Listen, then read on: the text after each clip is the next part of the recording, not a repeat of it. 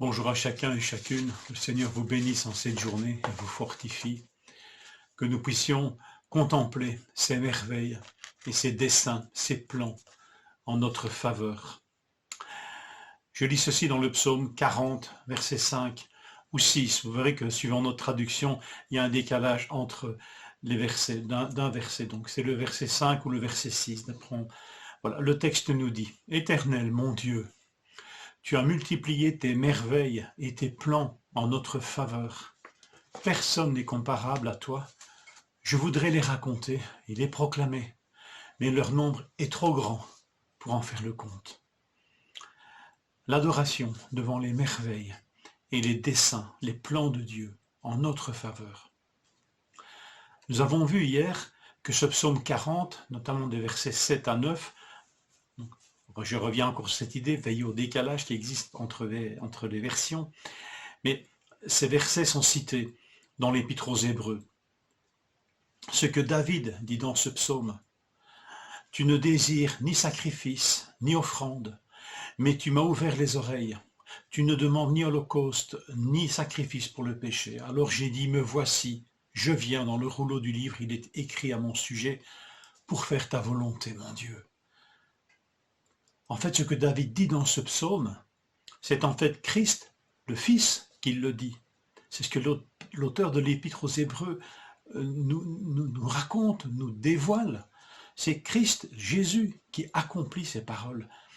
Quand on les lit d'ailleurs dans le psaume 40, on se dit, mais qui est David pour dire, pour avoir une telle importance, pour se dire, je viens pour faire au Dieu ta volonté, une volonté qui est supérieure à celle des sacrifices, des holocaustes, que toute la loi prescrit.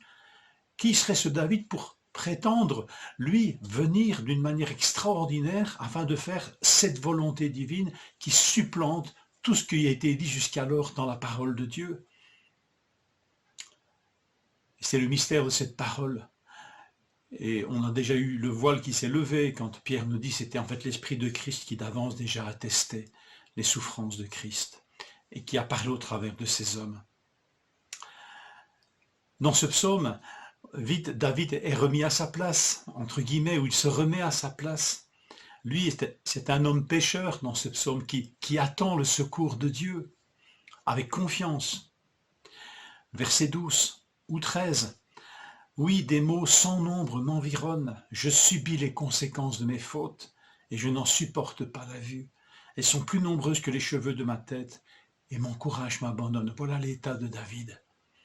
Alors bien sûr que ces versets 7 à 8, où il est question de venir pour faire la volonté de Dieu, dépassent largement la stature morale de David.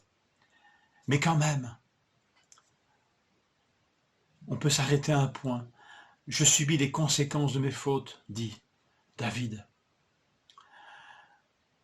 Jésus, le Fils unique, accomplit ces paroles, celle de venir pour faire la volonté de Dieu.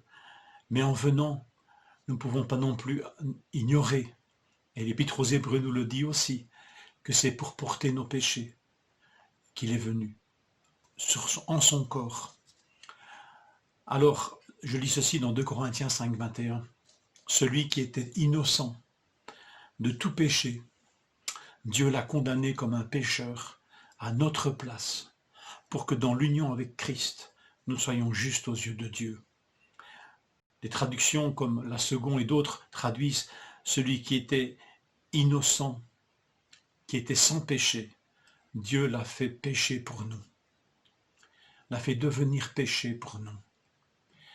Le Fils ne s'est pas contenté de venir, ne s'est pas contenté de prendre de conditions d'homme avec toutes ses limites, mais il a été jusqu'à prendre sur lui nos propres péchés. Et si David peut dire dans le psaume 40, « Je subis les conséquences de mes fautes », le Fils, lui, est venu pour prendre les conséquences non pas de ses fautes, mais des nôtres. Et un seul pouvait le faire, l'homme juste, l'homme faisant la volonté du Père. Éternel, tu as multiplié tes merveilles et tes plans en notre faveur. Et le psaume 40, au verset 16 ou au verset 17, nous dit ceci, que tous ceux qui te cherchent soient dans l'allégresse et se réjouissent en toi. Que ceux qui aiment ton salut disent sans cesse que l'Éternel est grand. Rappelons-nous donc de ces merveilles en notre faveur. Béni sois-tu, Seigneur, de ce que tu as été fait pécher pour nous, de ce que tu as pris les conséquences de nos fautes. Que le Seigneur vous fortifie et nous permette d'entrer un peu plus dans l'adoration de celui qui a accompli de telles grandes choses pour nous.